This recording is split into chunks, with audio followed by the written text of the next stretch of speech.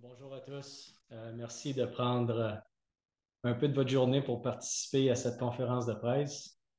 Je suis vraiment très heureux de revenir au Québec, de revenir à la maison, de me joindre à une organisation aussi prestigieuse qu'est le Canadien de Montréal. J'aimerais prendre un instant pour remercier les gens de la haute direction, dont Jeff Molson, Jeff Corton, Kent Hughes, et M. Sedgwick de m'offrir cette opportunité. J'ai hâte de commencer le boulot. J'ai hâte de revenir au Québec, de rencontrer les gens de l'Organisation du Canadien et du Rocket de Laval. Donc, euh, merci d'être ici aujourd'hui.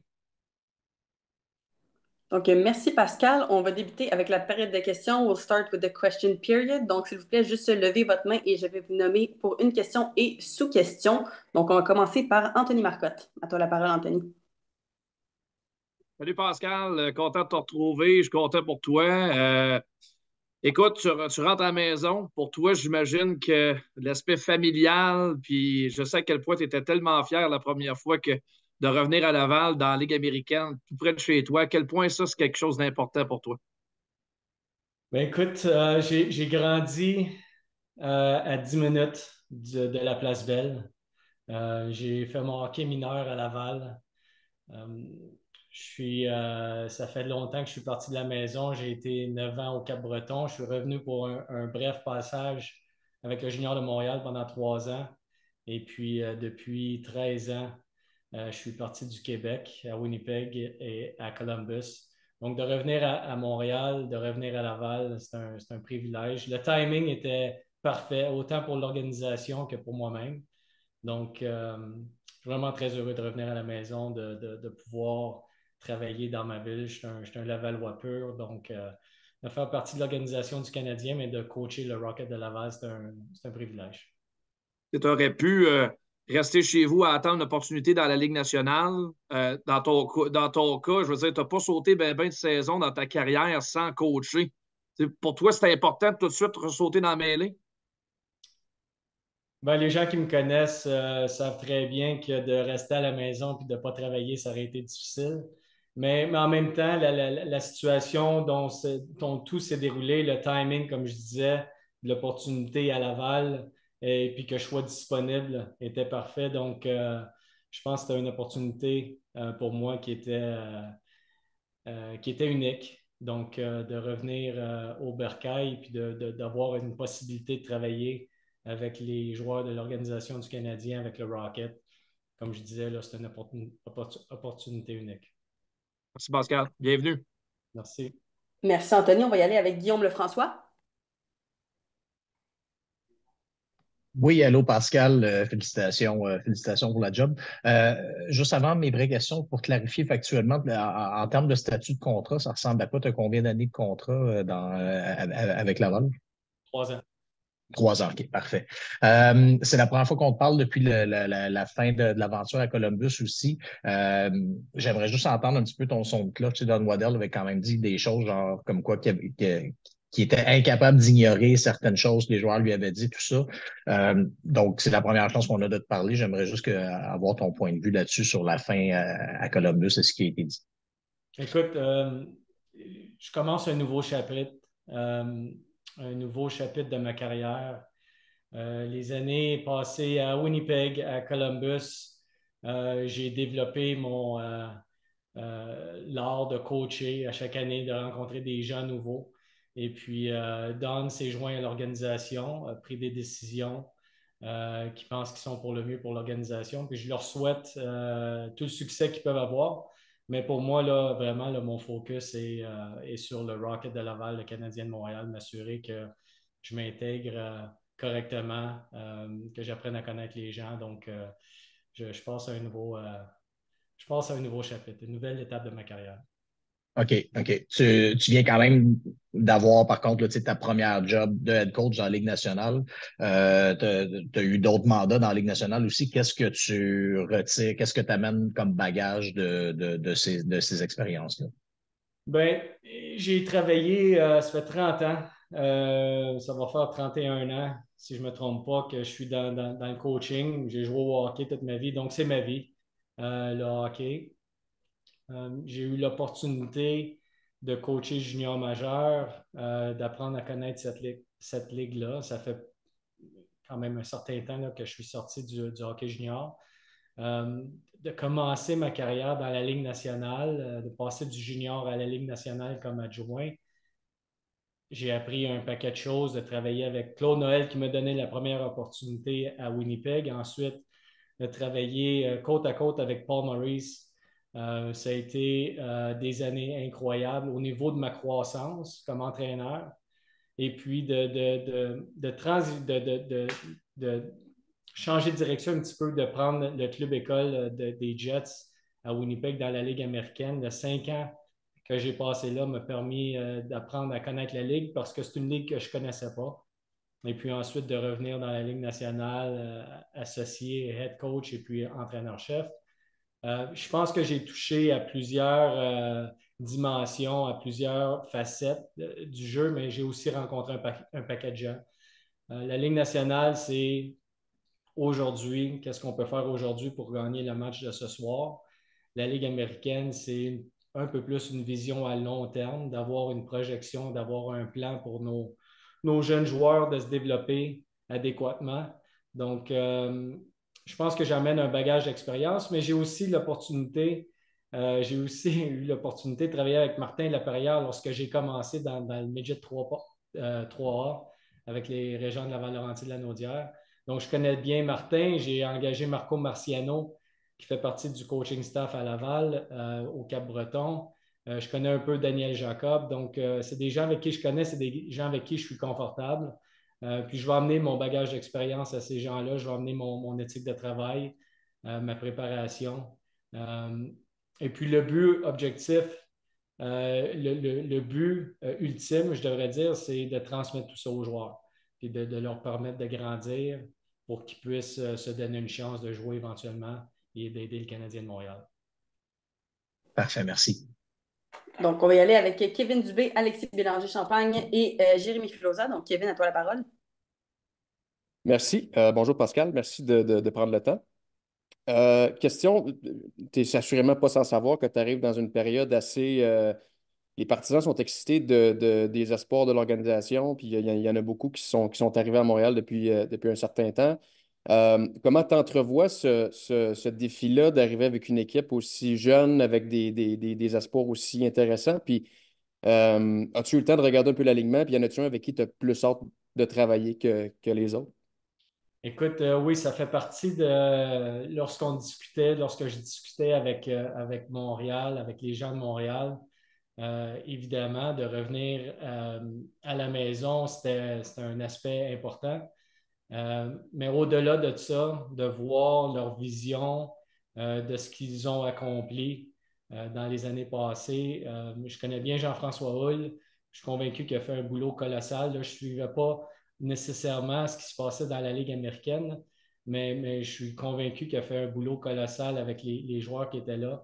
Écoute, la Ligue américaine, c'est une ligue qui est différente, qui est intéressante, qui est le fun. Je sais que les partisans viennent en grand nombre à la Place Belle. Puis une raison pour ça. L'équipe a eu des bonnes séances de sélection au cours des dernières années. Et puis un paquet de bons jeunes joueurs qui se sont greffés à l'équipe, qui vont se greffer à l'équipe. Puis ça faisait partie aussi de mon cheminement là, personnel, à savoir si c'est quelque chose que je voulais faire. J'ai dit aux gens du Canadien que de retourner dans la Ligue américaine, ce n'était pas nécessairement une priorité, sauf le Rocket de Laval. C'est une organisation qui est le Canadien de Montréal, qui est proche de ce que j'ai connu lorsque j'ai grandi, mais au-delà de ça, la qualité des joueurs qui sont là m'excitait beaucoup. Donc, je pense que ça faisait partie aussi de la décision de savoir qu'une bonne jeune équipe, ça va être une équipe jeune qui va être. On va amener une éthique de travail, on va amener des valeurs, on va essayer de pousser ces jeunes-là. Mais ça faisait partie de ma décision, sachant que c'est une équipe jeune, puis que la vision du Canadien correspondait avec ma vision également. Et donc, tous ces aspects-là. Mais de te dire qu'il y a un joueur en particulier, non, il n'y en a pas. J'ai hâte de travailler avec tous les joueurs et avec tous les membres de l'organisation.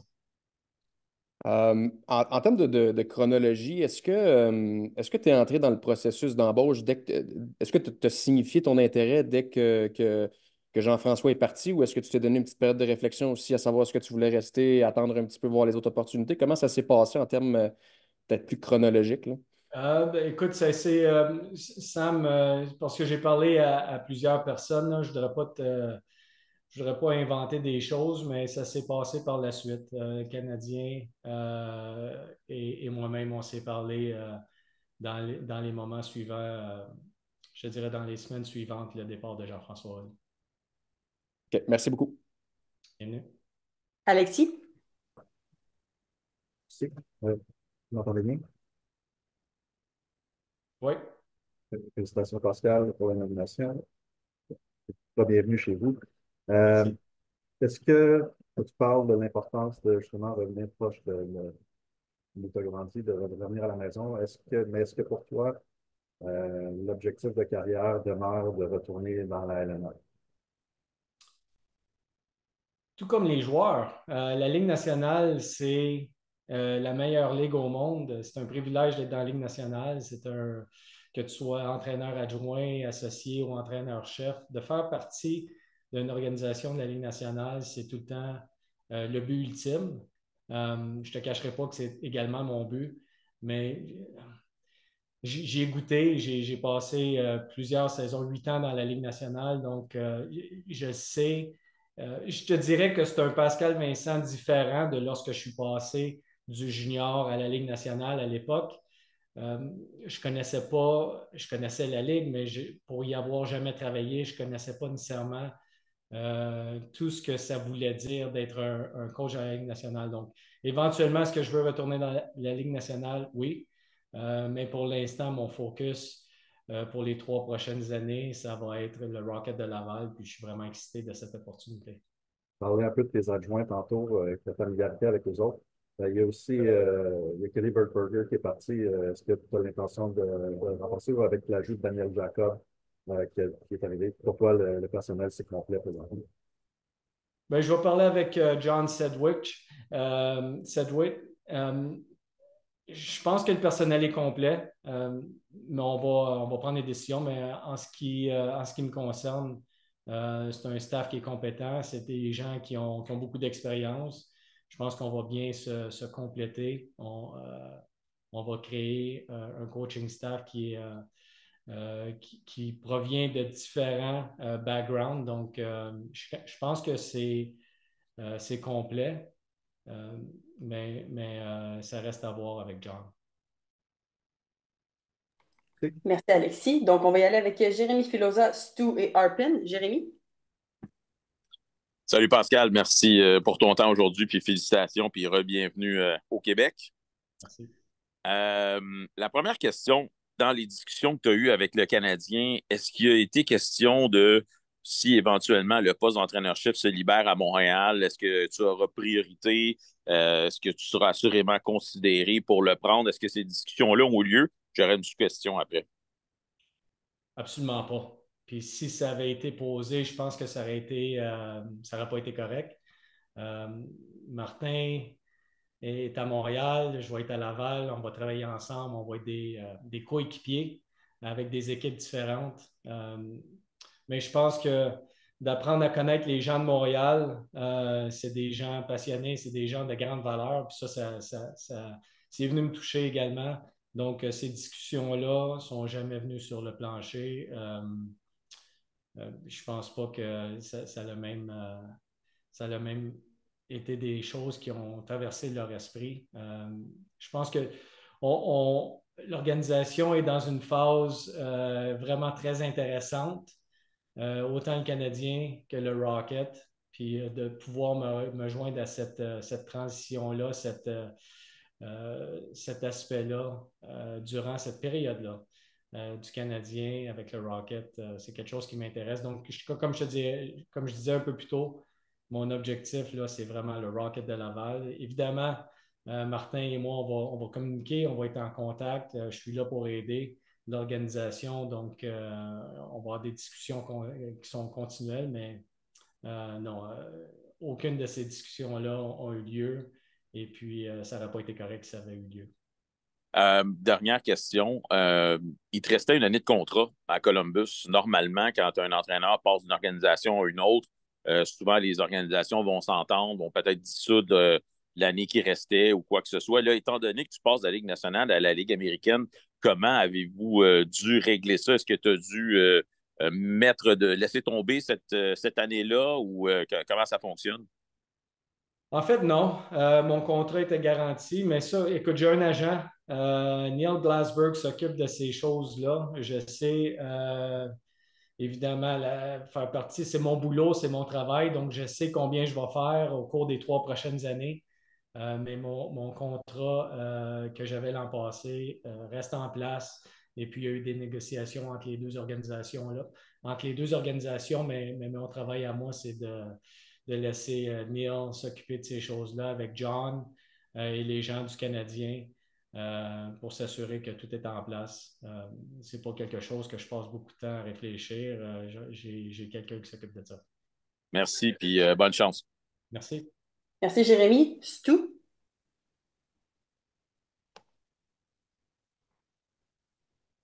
Hi, Pascal, you hear me? Yeah. Congratulations. I imagine you spoke with several members of Canadians management, interviews for the job. I'm just wondering, what was your impression of them, and was there one moment that stood out or something they said to you that you respected the way they're trying to build this team? The clarity of their vision and what they want to do. It was crystal clear what the job is, working with the prospects, working with the players in Laval, making sure that they develop properly. I just really liked their vision. And Jeff was there, Kent was there, John was there, Vinny Lecavalier was there, Alex Burrows was there. It was Mr. Crawford was there as well. So it was really well done. And I felt, okay, those guys have a plan, and they know they have a vision, and they know how to achieve what they want to achieve, or they know the steps that are needed to be taken. So that really impressed me. And that was a big reason why, other than coming back home, when I talked earlier in French about the vision of the team and where they want to go, they really know what they're talking about, and I really like the vision. So it's that's the one piece that really excited me when I spoke to them. As you mentioned, you grew up about 10 minutes from Place Bell. I don't know if you grew up as a Canadiens fan or not in Montreal, but what does it mean to you as someone, like Quebecer coming back home, to be part of the Canadiens organization? Well, Saturday nights, I was able to watch 2 periods of the 3 periods, Montreal Canadiens, and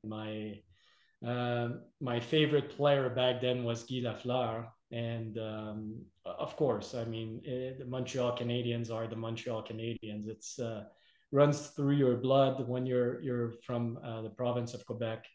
It's quite a prestigious organization, and you find that out even more when you're away from Montreal. When you work for another organization and you come to the Bell Center and you play against the Habs, you can see the intensity and the passion of the fans, yes, but you can also sense how special it is for opponents to come to Montreal. So I knew it from a guy that grew up in Laval and being a big Habs fan. But when you experience that aspect from an opponent's side of you, I really realized how prestigious this organization is, even as of today. So I'm really happy to be part of the family now. Merci, Pascal. Thank you. Thanks, Stu. On va y aller avec Arpin, Mark Ledbetter et Guillaume Lemieux-Noël. Arpin, you're up.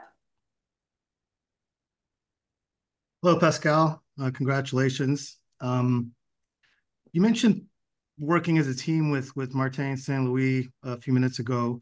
I'm wondering if you've been able to have a conversation with him and the extent to which his ideas of how the game should be played are compatible with yours, and to what extent you feel prepared to play in a way that the players will have a seamless transition if and when they get called up to Montreal, how you see that working between the two of you. Yeah, so I spoke to Marty a little bit, but we're just getting to know each other. I've played against them.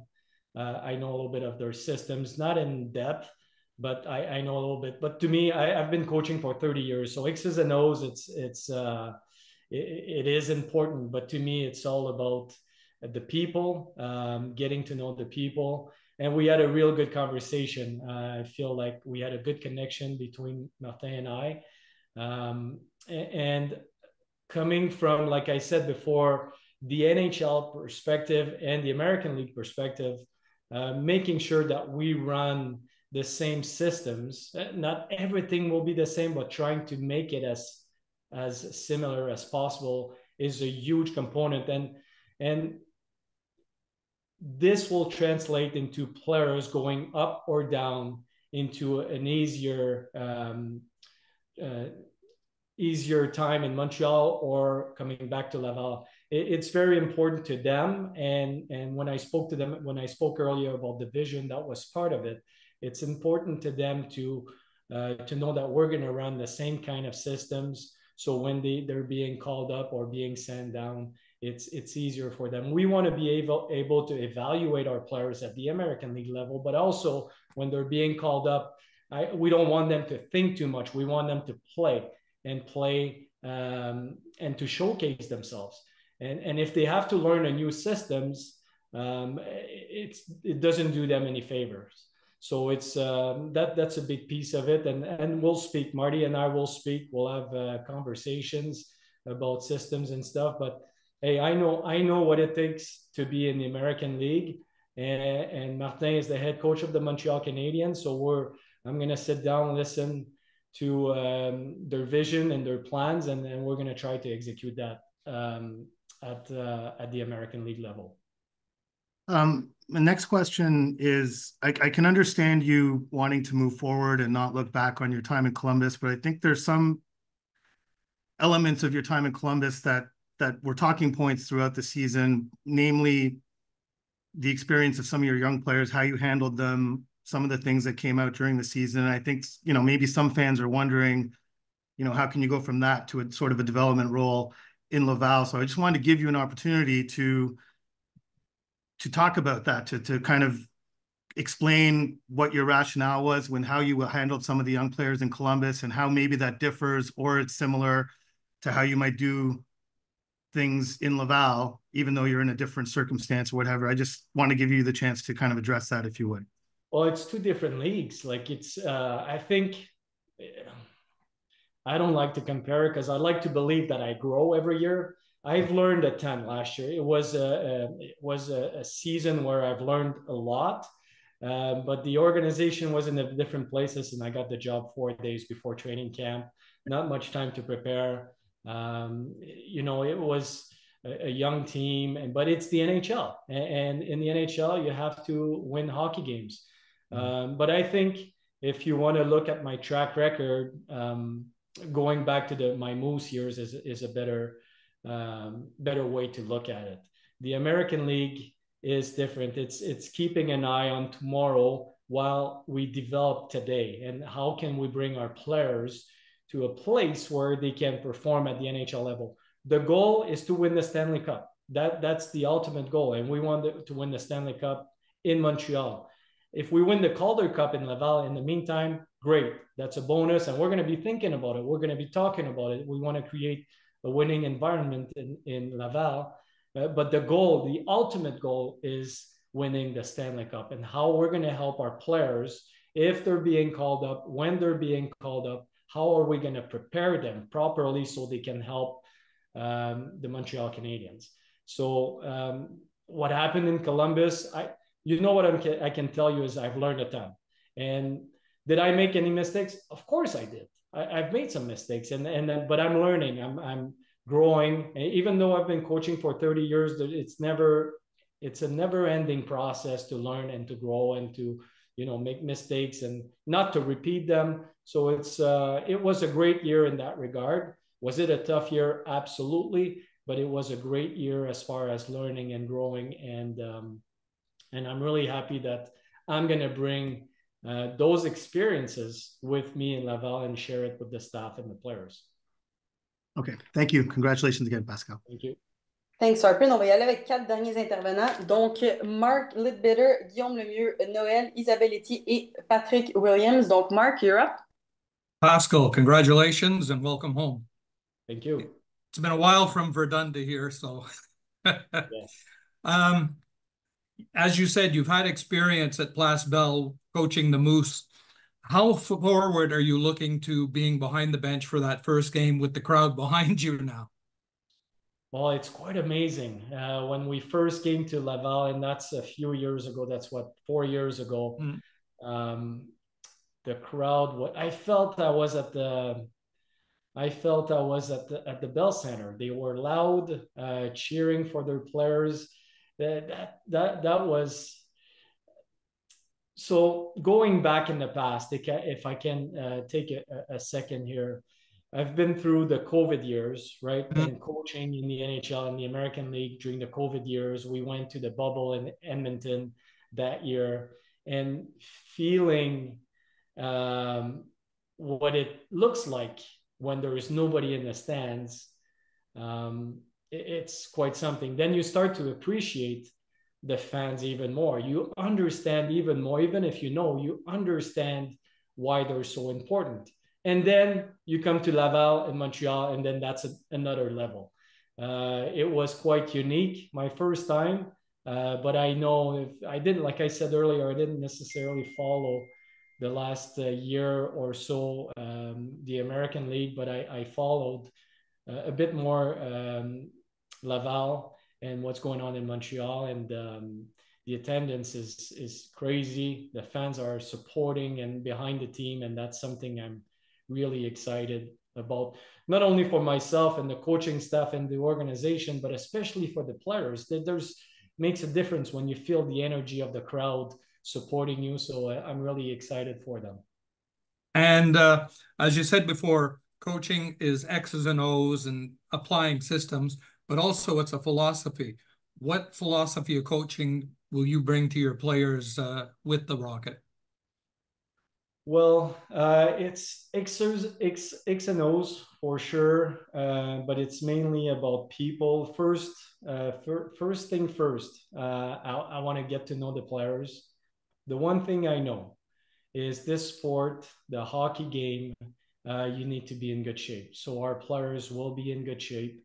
The only way you can perform and to be effective and be competitive, it's to work hard. And in order to get there, we're going to make sure we're going to push them and being smart about it. Obviously, we have a bunch of people and people with more knowledge than me that will help me plan this whole thing.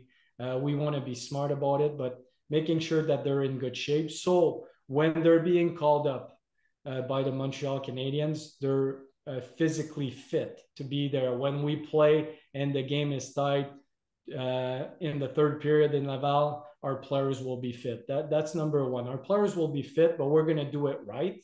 Depending, and all players are different. Some guys are older, so they're physically more ready. Some others are younger, not as ready. So we're going to prepare a plan for every single player. So that's number one. Number two is we're going to be structured, making sure that we follow the game plan the Montreal Canadiens want to have. So we're going to be structured, we're going to be disciplined, and we're going to compete.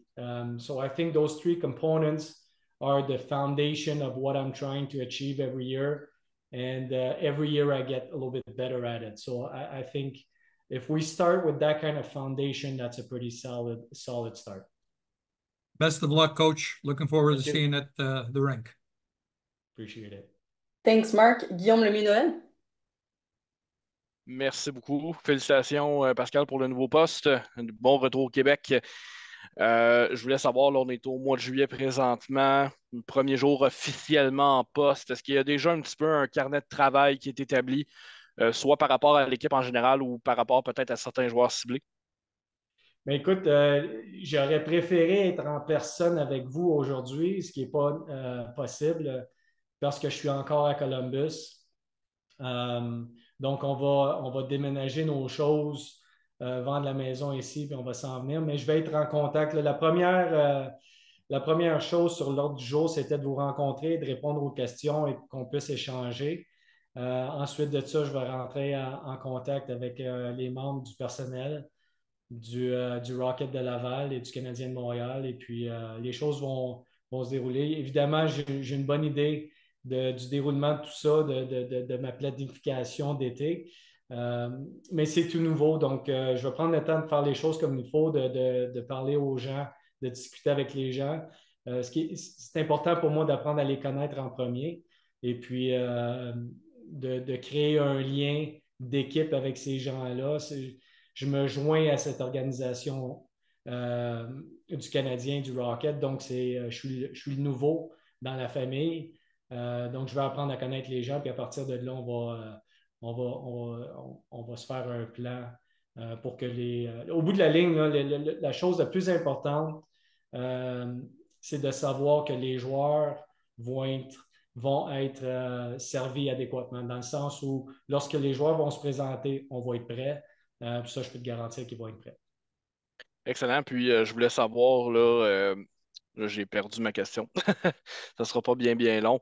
Euh, Dans le fond, je voulais savoir, bon, justement, j'ai parlé des joueurs et du développement. C'est quoi un petit peu la mentalité et la philosophie qu'on veut apporter au niveau, pas juste de toi, l'entraîneur-chef, mais aussi du coaching staff en général? Est-ce qu'il y a une direction particulière qu'on veut prendre qui peut-être était différente de celle des gens qui étaient en place là, dans les dernières saisons?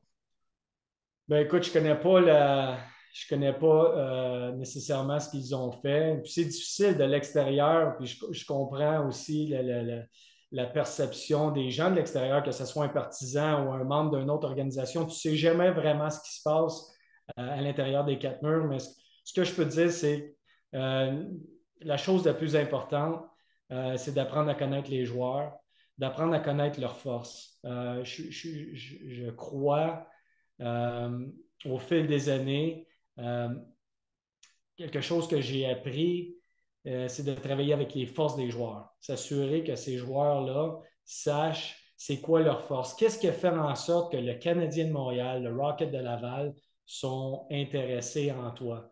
Il y a des choses qui font en sorte que tu es unique dans tes forces. Puis on va partir le processus à partir de ça. On va travailler avec les faiblesses, on va travailler avec les choses que les joueurs doivent améliorer. Mais le point de départ, c'est les forces d'un joueur. Puis on veut mettre les joueurs dans une position pour avoir du succès, pour avoir cette confiance-là, de performer dans la Ligue américaine, d'avoir cette confiance-là s'ils sont appelés par le Canadien, de performer dans la Ligue nationale et puis de développer cette confiance en soi. Ça, c'est numéro un. Mais pour faire ça, je vais apprendre à connaître les joueurs, de passer avec du temps avec eux. Puis le job d'entraîneur, peu importe le niveau, en fait, c'est de connaître les individus. Je pense que si on coach les gens, pas juste le joueur, mais si on coach l'individu, automatiquement, il va y avoir des résultats plus positifs lorsque le joueur arrive sur la glace. Donc, euh, les comportements hors glace, les attitudes sur la patinoire, comment il se prépare durant les matchs, comment il fait face à l'adversité, comment il répond face à des échecs. On va travailler avec les joueurs, mais chaque personne est différente. On va avoir un cadre pour l'organisation, mais en même temps, on va avoir des plans qui sont privés, personnels pour chacun des joueurs parce que tous les joueurs sont différents.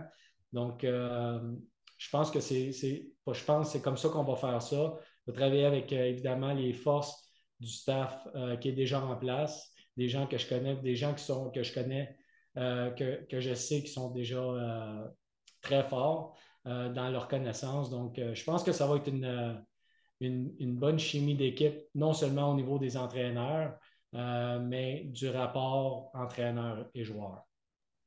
Parfait, merci beaucoup, coach. Bienvenue. On va y aller avec nos deux derniers intervenants, Isabelle Etier, Patrick Williams et un petit follow-up de Guillaume Lefrançois. Donc, Isabelle, c'est à ton tour. Eh bien, merci Pascal et félicitations. Tu parles beaucoup d'humain, fait que ma question va être un peu plus humaine. Je veux savoir, au-delà de la qualité de l'organisation du Rocket, est-ce que le fait de te rapprocher de tes parents et de permettre à ta famille, à ta femme puis à ta fille, pour la première fois à peu près, de pouvoir vivre proche de ta famille, a pesé dans la balance dans ta décision? Ah, évidemment, comme mes parents habitent encore à la même place où j'ai grandi, à Laval, c'est à 10 minutes, peut-être moins de la place Belle. Ça fait longtemps que je suis parti, mais mes parents, on vieillit tous d'ailleurs, mais tout le monde vieillit. Donc, de revenir à la maison, puis au lieu de les faire prendre l'avion pour venir nous voir, ben, je vais prendre la voiture, puis je vais aller les voir, de voir mes frères. Euh, mais c'est vrai pour ma famille aussi, ma belle famille, que ma fille puisse rencontrer puis passer du temps avec les gens de la famille. Écoute, elle est partie, elle n'avait même pas un an du Québec, donc de rencontrer les valeurs québécoises, je suis excité pour elle. On lui en parle souvent, mais de le vivre. Donc, il y a un paquet de choses qui faisaient en sorte, là, Isabelle, le timing était parfait. Pour l'organisation, pour moi, pour ma famille, c'était juste un timing parfait. Autant au niveau professionnel qu'au niveau personnel. Mais cet aspect-là personnel, c'est un grand bonus. Puis tu veux-tu nous partager un peu comment Jean-Claude et Lucie ont justement réagi face à la nouvelle? Ben écoute, je leur parlais hier que vous avez manqué d'électricité à un moment donné, fait que la ligne s'est coupée. Euh, mais non, il était très heureux. Il y a de la misère à croire un peu la nouvelle, mais très heureux, évidemment, très émotif. J'ai également averti mes frères hier soir et tout le monde était très content. La première chose qu'ils m'ont dit, bon, ils m'ont dit finalement, on va passer le temps des fêtes ensemble. Je dis, ouais, on va passer le temps des fêtes ensemble. Ça fait longtemps. Merci, Pascal. Et Merci. félicitations. Patrick, you're up. Pascal, congratulations. I guess first question is just you've been on both sides of the relationship between an NHL coach and an AHL coach. Last year, being obviously the NHL coach, what did you learn working with Trent there in Cleveland that you can bring now to this job?